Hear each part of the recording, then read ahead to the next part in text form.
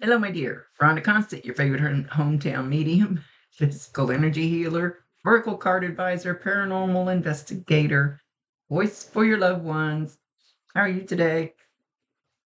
I'd just like to, I think I've done a reading for you before, but I do so many I can't remember for sure. So I just want to make sure you remember. If it doesn't make any sense now, keep it in mind. You'll either see it later, remember it later, or somebody else will validate it for you and go, oh, I know what she's talking about. You might have to stretch some of this out of the box. She won't give me all the details. She'll give me just enough so you should understand what she's talking about. I hear her going, Fido, Fido, Fido, Fido. Something about a dog, something about a dog. She wasn't saying that before I started. Was there kind of a medium-sized dog that was black? Kind of looks curly haired. Even if it wasn't hers, it could be one of yours or somebody close to you that she's talking about.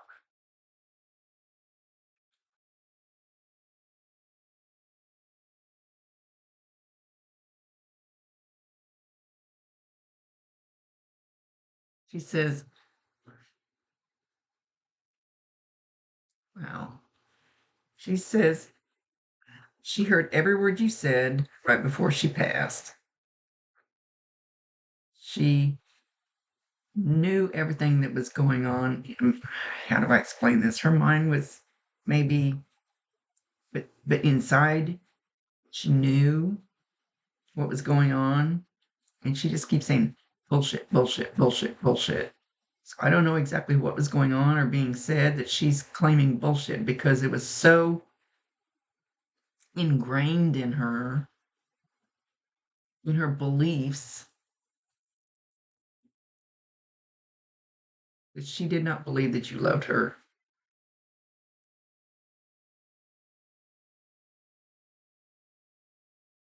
Like she's very, very stubborn about it.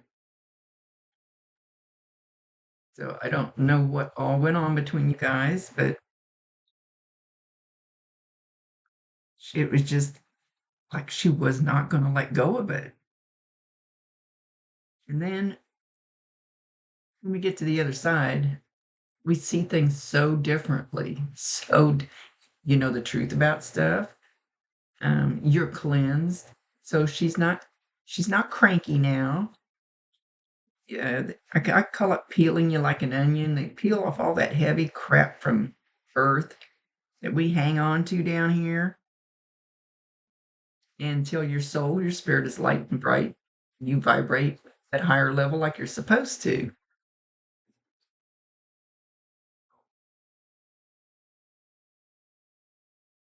Just, wow, that was a bunch of crap. She just looked at me. She goes, why did I do that? I would assume they, in her cleansing process, they would kind of made sure she knew why that all went on, why that happened.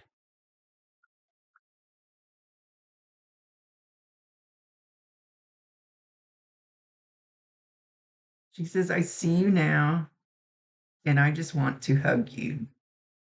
You should feel her hugging you. Everybody feels the energy different, but you should be able to. You might just feel a little pressure around you, like somebody's actually putting their arms around you and hugging you. Um, you might feel warmth. You might feel tingling. Whenever they get close to me, my head starts itching like I have head lice, which is kind of annoying. In that hug, you could also maybe feel she's not showing me exactly how she's doing this hugging. I think she's afraid to. I'm not sure she's done it yet. I think she's afraid to. But you could even feel pressure up against you, warmth, tingling. Again, I call it like maybe you feel like a balloon's pushing up against you or something. It might just be ever so slight. But go, let's itch some more. I just washed my hair. I don't have bugs. Um, okay, where'd you go, Mom?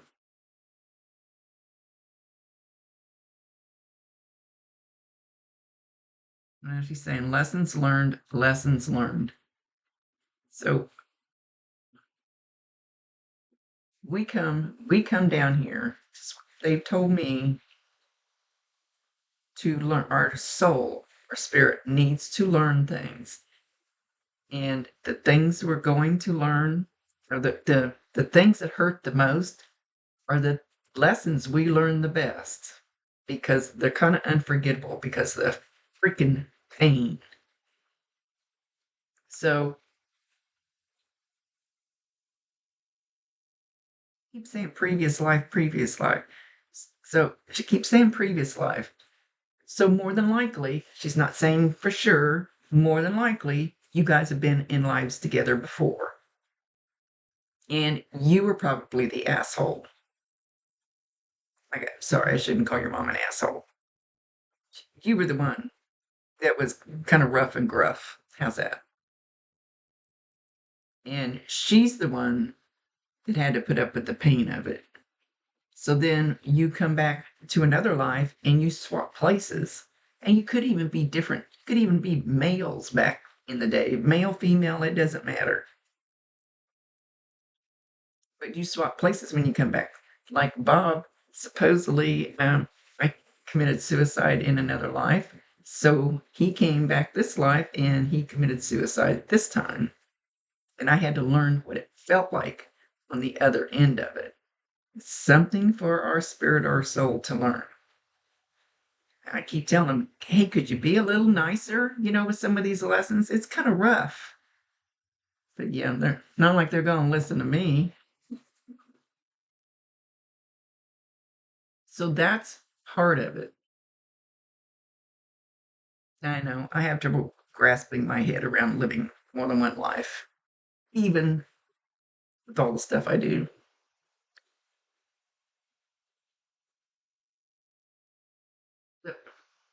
So anyway, at the end, when you were there running around and she was being a meanie and saying things, in her head she was going bullshit, bullshit, bullshit. But as soon as she crossed and she actually knows everything now, she is like on a one bended knee asking for your forgiveness. And she says, I'm not asking for your forgiveness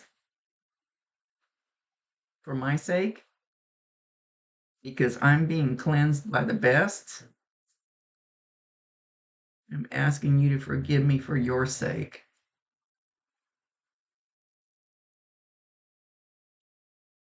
So that you don't have to hold on to all that bullshit.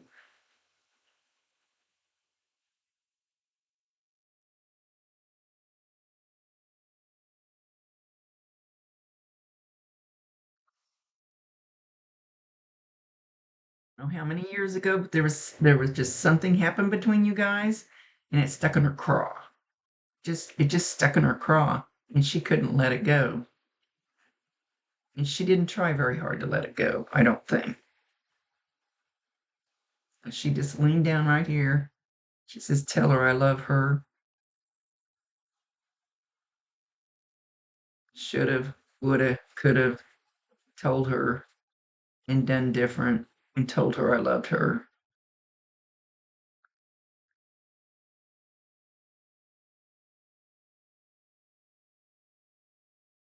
Yeah.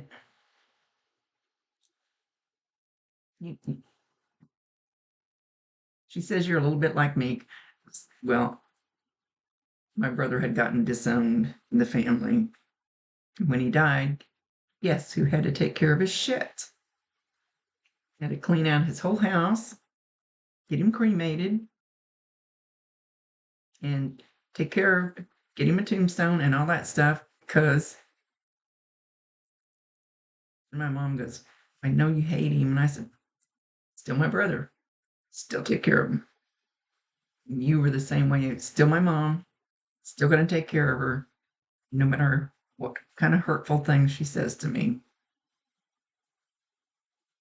And she says, you earned a gold star in heaven. Gold star in heaven for doing that. Let's open my garage door. Grandson's running around.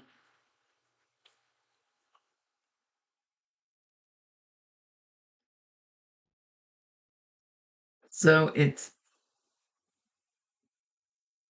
just like I told my grandson. He had a horrible basketball coach. I mean he was mean, very degrading. And now he's a basketball coach. Grandson is.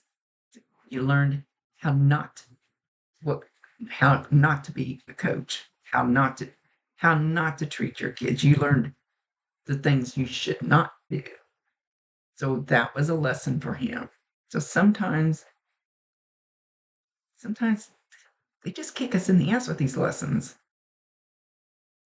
With the little piddly lessons, you kind of go, yeah, okay, and you fluff it off. This one they wanted you to get, evidently.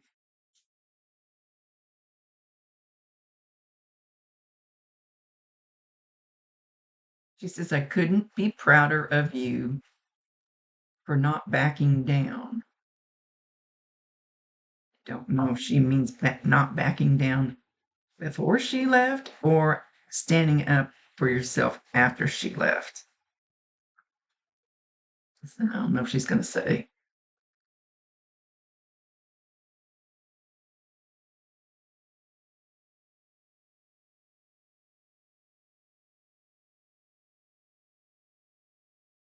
Like this, she says, you did a good job. This job is finished. One more little bitty thing to take care of. I don't know what that is, unless she says, one more little bitty thing to take care of, and this job is finished.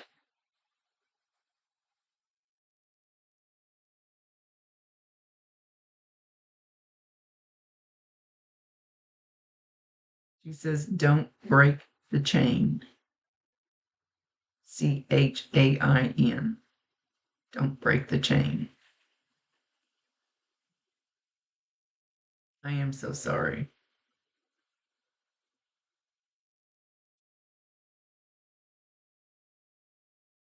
I wish I'd opened my eyes more, and I wish I would have. She's kind of saying it like that too. I wish I would have listened to my gut myself more.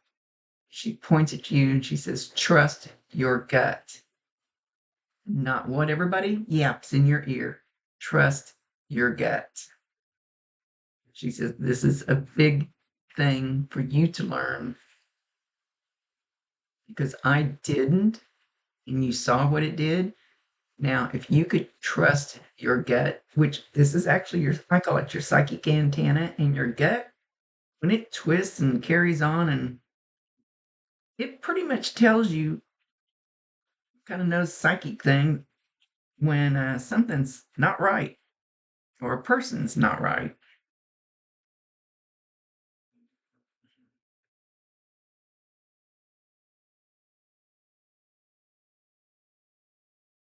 I swear she just said, don't worry about the green bean. No clue. You just have to spit it out. Don't worry about the green bean, like you eat green beans.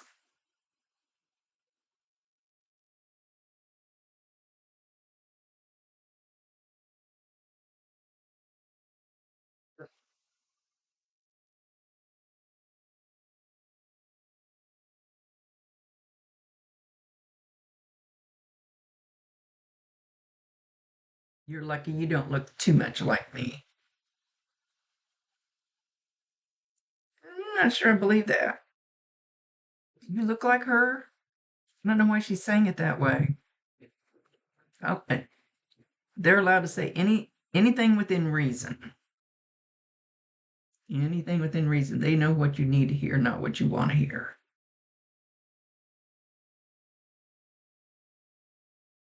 But I do love you. Thinking back to when you were a baby, I do love you. I do love you. I do love you.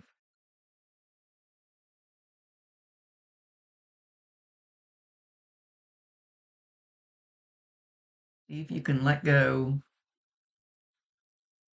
of some of those things, and it will be hard. So if you've got resentment, if you've got stuff against her or your sister, go buy a balloon. Yeah, I know we're not supposed to let balloons fly off because they come down and someone gets it stuck in their throat or some crap, whatever. Go buy a balloon. Take a magic marker and maybe even sit on her grave and write on that balloon all the things that you want to release from all the stuff that went on. You could buy 2 balloons. One you could do for your sister, and one you could do for her if you want to. Boy, I could fill up a balloon myself and just sit there and talk to her and write on that balloon and then let it go and watch it. Actually watch it till it gets out of sight. It's a little bit of energy work in there of releasing some of that stuff.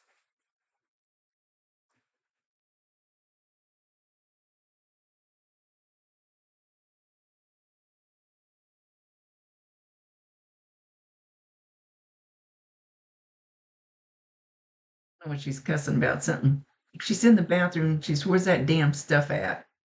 Where's that damn stuff at? She's angry. Was she always angry? And then she's going like this.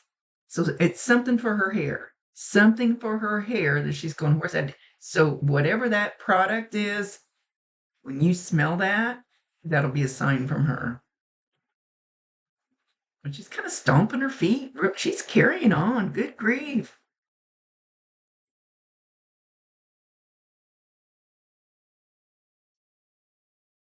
She might have a little more healing to do up there. She's showing this for a reason. It doesn't mean she's not healed. I shouldn't have said it that way. Maybe she did this to you. Maybe she couldn't find her hair product or her hairbrush or something. She was cussing at you. Maybe she's trying to validate herself.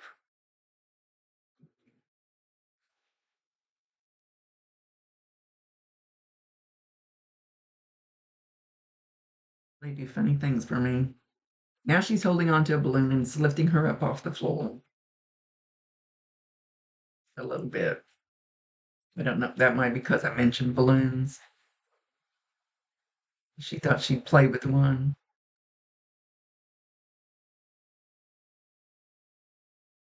And I do love you. Now I understand everything. I do love you.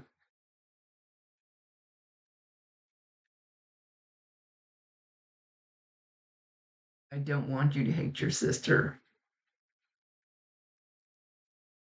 but I don't, say it again, but I don't blame you if you do.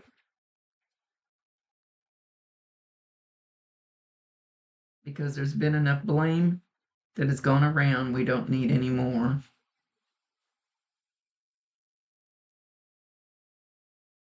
And she's going to be laying her hand on, but she's going to be standing behind you, so it'll be like this, but she's going to be laying her hand on your back or your shoulders, right in there.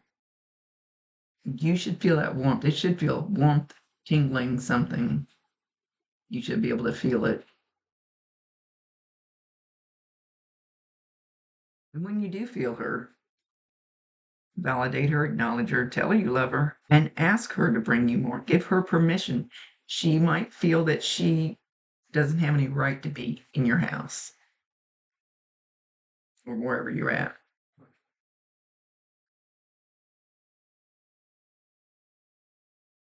You know,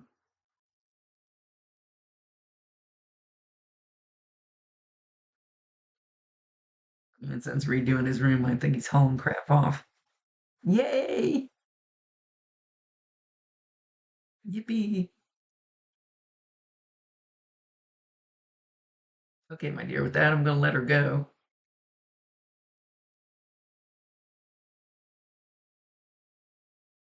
She's going to try.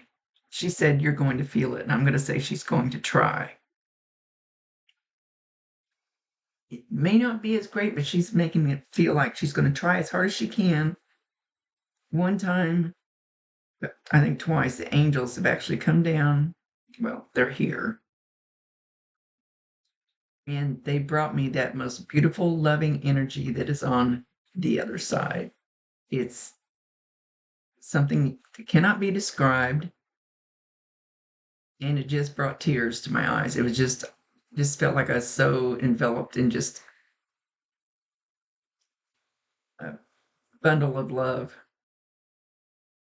that was just unlike anything I've ever felt. She's going to try to do that. Don't know that she can achieve an angel level. They are pretty good at it. So if you feel that one these nights, maybe you're just sitting there chilling watching TV and just, I can't tell you how you're going to feel it because everybody feels it different. But she's going to try. And again, acknowledge her. Give her permission. Just say, hey, Mom, would you show up? Sit down on the couch next to me. I think actually she could be very, very funny. I think she can be hilarious now that she's lighter and brighter. Okay, now with that, we're going to let her go. She's heading on out. Talk to you all you want to. She can hear you. She can see you. Promise you 1,000%. Okay, much love to you, my dear. Rhonda Constant, your favorite hometown medium, physical energy healer, oracle card advisor, paranormal investigator, voice for your loved ones. Mwah.